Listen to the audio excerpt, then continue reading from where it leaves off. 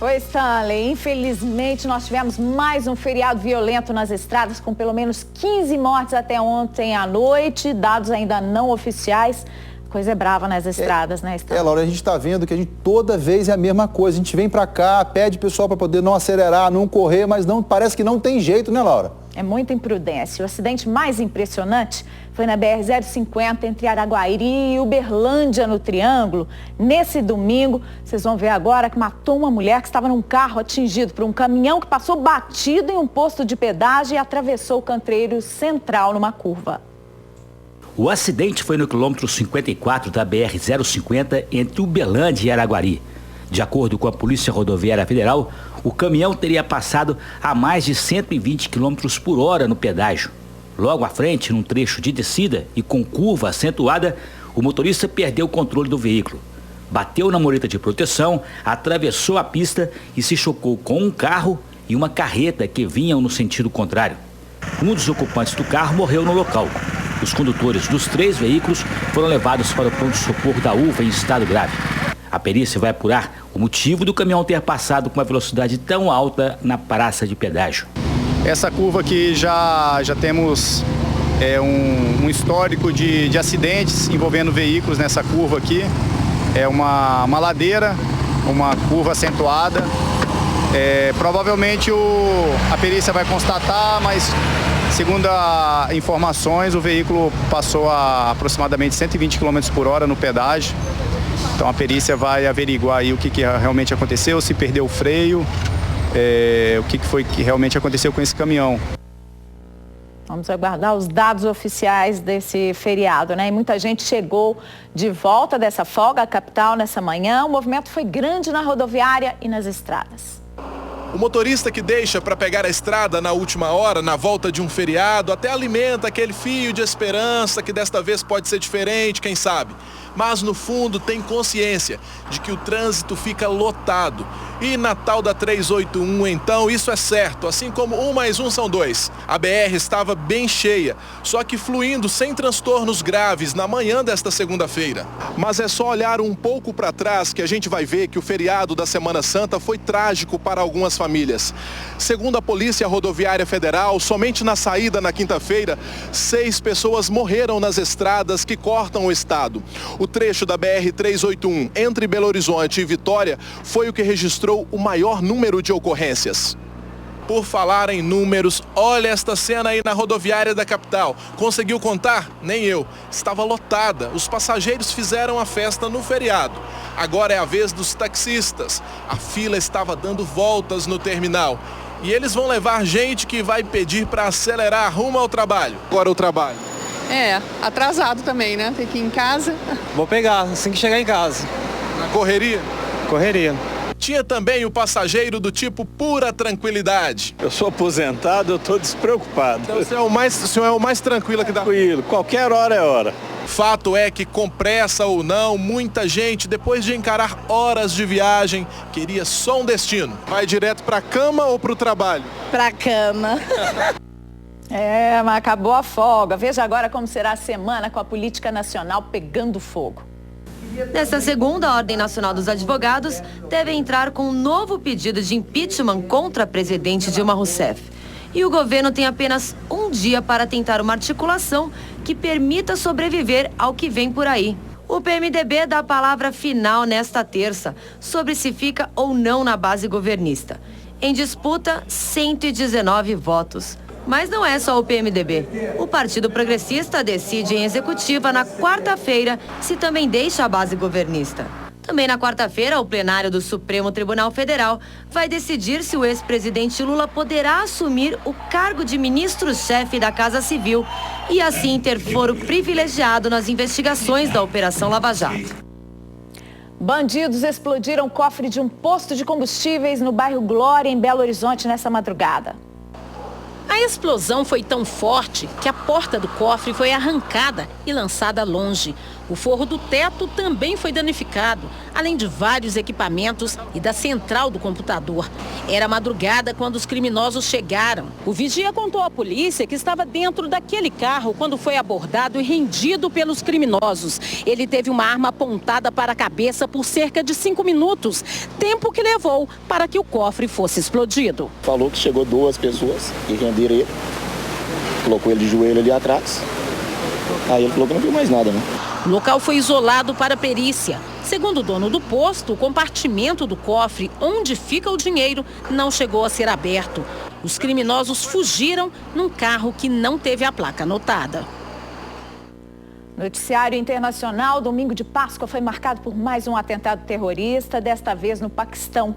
O número de mortos já passa de 70, entre essas pessoas 29 crianças. Mais outras 300 ficaram feridas na explosão executada por um homem-bomba de 28 anos.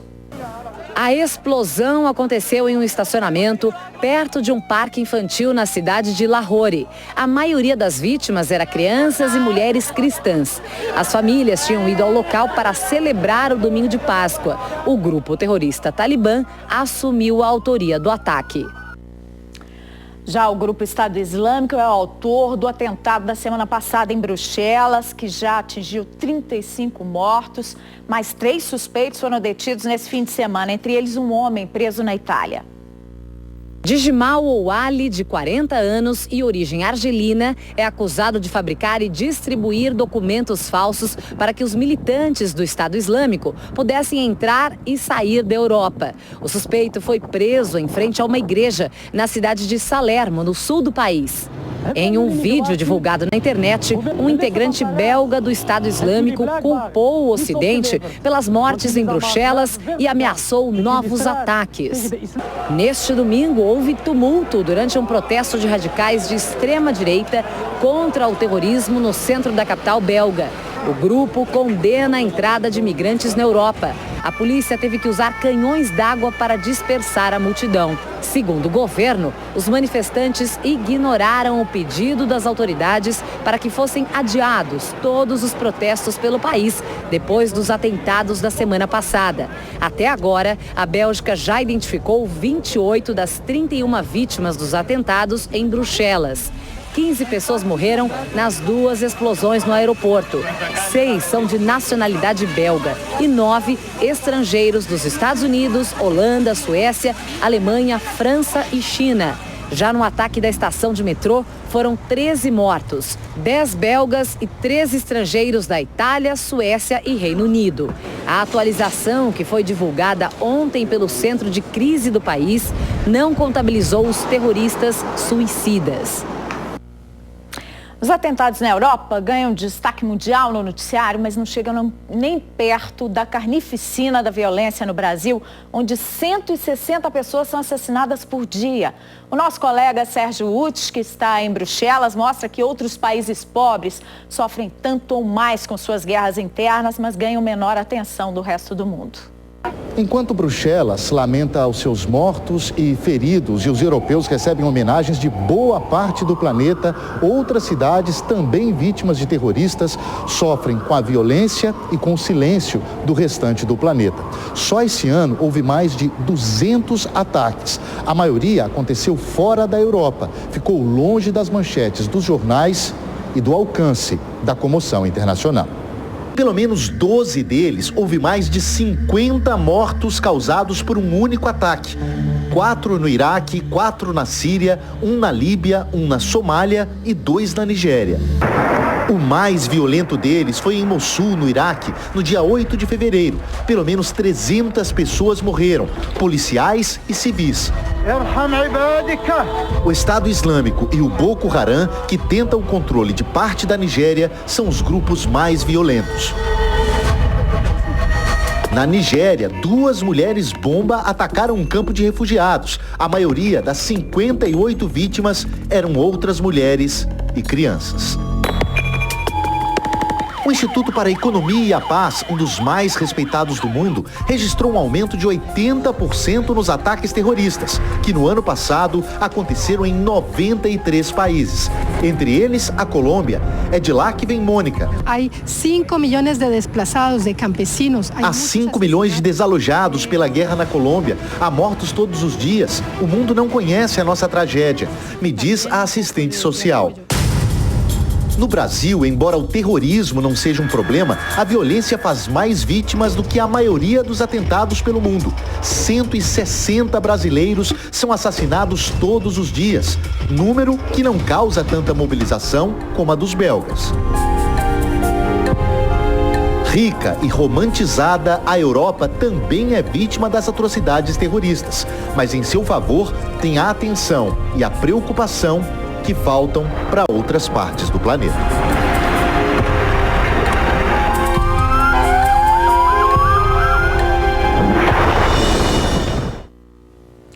160 pessoas por dia. Impressionante como os homicídios são banais na nossa realidade. Em BH, tivemos um atentado em uma cabine de estação do MOVE, no bairro São Cristóvão, nesse sábado. O suspeito foi preso por guardas municipais, a quem ele pediu ajuda, dizendo ter sido agredido. Mas Islânio Campos de Souza, de 38 anos, foi identificado pelas imagens das câmeras de segurança da estação, atirando em Rafael dos Anjos Pereira, de 27 anos, que morreu dentro da cabine do Hospital Belo Horizonte. O suspeito foi levado ao Hospital de Lomberens e depois autuado em flagrante.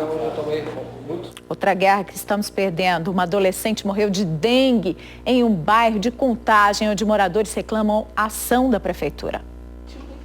Linda, jovem e estudiosa. Com uma vida toda pela frente, Karine sonhava ser juíza, mas morreu cedo, aos 16 anos, vítima de dengue hemorrágica. Eu fui e voltei com ela para o hospital umas 6 vezes. Eu cheguei na médica e falei, doutora, tem que fazer alguma coisa. Minha filha está sentindo falta de ar, ela não está respirando direito.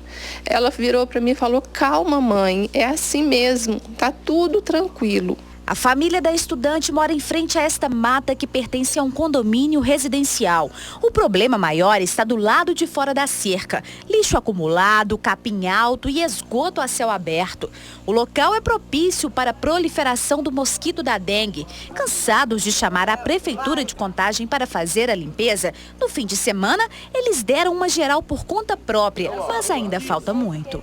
Nós não conseguimos limpar tudo aqui. A prefeitura não resolve nada, o vereador não resolve nada.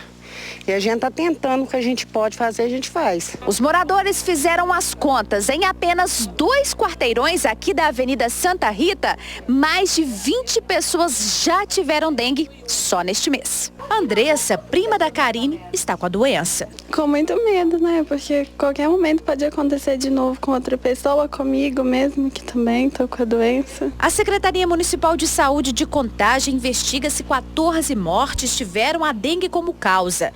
Até o dia 21 de março, foram notificados 14.776 casos da doença.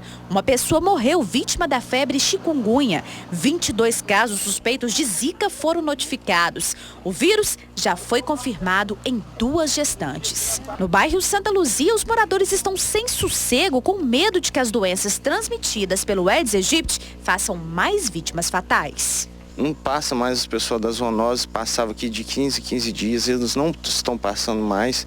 Já tem 2 meses que eles não passam mais, entendeu? A Prefeitura de Contagem informou que agentes da zoonose têm feito sim inspeções no bairro e amanhã irão de novo. Na semana passada foram o Exército e Defesa Civil que estiveram no Santa Luzia para visitar imóveis e notificar irregularidades. Em abril está previsto um mutirão na comunidade. As ligações clandestinas de esgoto foram comunicadas à Copasa.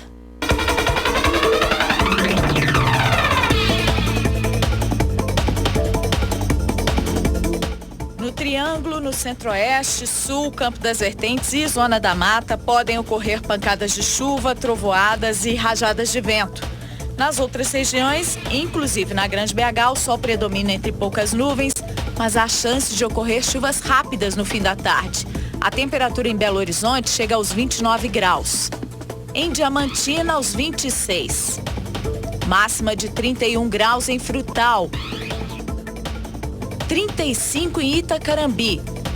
e em Contagem 30 graus. A gente vê a imagem ao vivo de Belo Horizonte, com dia de céu claro, muito sol, poucas nuvens, temperatura de 31 graus neste momento. Umidade relativa do ar em 47%. A Câmara Federal vai abrir amanhã uma CPI da FIFA, como a que já foi instalada pelo Senado. A presidência da comissão é de um deputado mineiro que quer investigar negociações de jogadores aqui no nosso estado e também do Mineirão. FIFA, responsável pelo futebol mundial, responsável também pelos maiores escândalos de corrupção, envolvendo cerca de 150 milhões de dólares no ano passado. Justificativa de sobra para a instalação de uma comissão parlamentar de inquérito. A CPI FIFA. À frente da presidência, o deputado Laudívio Carvalho, do Partido Solidariedade. Vamos discutir todas as denúncias que chegarem, vamos apurar absolutamente tudo dentro daquilo que é previsto no regimento interno da Câmara Federal e digo até mais. As denúncias que forem chegando serão separadas por importância. A CPI será composta por 23 titulares e 14 suplentes, que irão investigar denúncias de irregularidades de dirigentes do futebol mundial, como suborno, fraude, propina e formação de quadrilha. Serão 4 meses de atuação. A CPI FIFA terá ação independente, mas manterá diálogo com a CPI do mesmo assunto, já instalada no Senado. Audiências vão expandir os trabalhos aos 4 cantos do país. Minas Gerais não vai ficar de fora. As negociações de jogadores e até o estádio Mineirão podem virar peças de investigação. Nós temos que colocar Minas no cenário nacional para discutir a CPI do futebol, para discutir a CPI do esporte, até porque somos um dos estados mais importantes no meio do esporte nacional.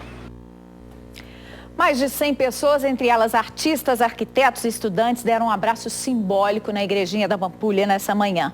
Foi uma manifestação em repúdio à pichação que sujou o monumento na semana passada e em apoio à candidatura do conjunto arquitetônico a Patrimônio Cultural da Humanidade.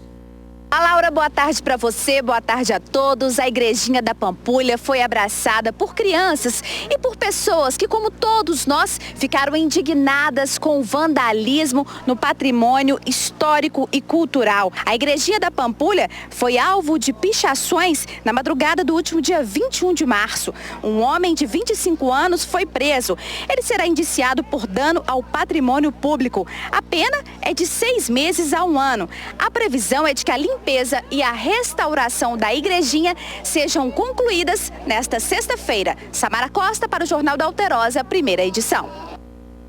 A seguir, a celebração da Páscoa por católicos em BH e também no Vaticano com a bênção do Papa Francisco.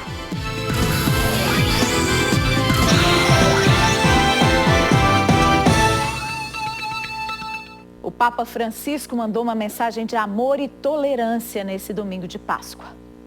Sob um forte esquema de segurança, milhares de pessoas se reuniram em frente à Basílica de São Pedro para receber a bênção do pontífice. Em meio aos recentes ataques de grupos terroristas, o Papa pediu para que o mundo use as armas do amor para combater o mal da violência cega e brutal. Com le armi dell'amore, Dio ha sconfitto l'egoismo e l'amor. Francisco pediu ainda mais cooperação para a solução do conflito na Síria e condenou a atitude dos países que estão fechando as portas para os refugiados de guerra.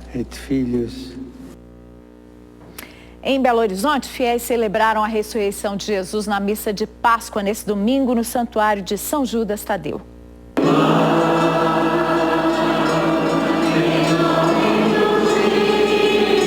A Páscoa celebrada em cantos e no olhar das crianças. A paróquia São Judas Tadeu escolheu a missa dos pequenos para celebrar a ressurreição de Jesus Cristo. Jefferson, que preferiu não viajar na Semana Santa, trouxe o filho Francisco, de 2 anos, para mostrar a importância da data para os cristãos.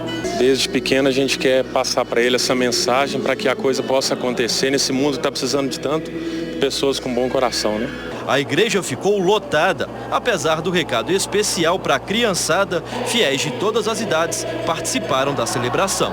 É onde que se renova toda a fé em Cristo, esperança e um mundo melhor. É a gente, né, ter a consciência, né, do amor, de fazer o bem, de ajudar o próximo, né, de compartilhar o que a gente pode. A palavra Páscoa, derivada do latim, significa passagem. Segundo a igreja, quando Jesus crucificado ressuscita 3 dias após a morte. A celebração dessa data é lembrada sempre 46 dias depois da quarta-feira de cinzas. Então nos reunimos com toda a igreja no mundo inteiro para celebrar Páscoa, depois de passar pelo mistério da paixão, da morte de Jesus, dizendo que ele não está morto, que ele está vivo. Esse é o sentido da nossa fé, que Jesus ressuscitou. Então essa celebração é a celebração mais importante para nós. E depois do intervalo, você vai ver o domingo de Páscoa de ação social de cabeleireiros que fizeram cortes de graça em moradores do Morro do Papagaio, em BH.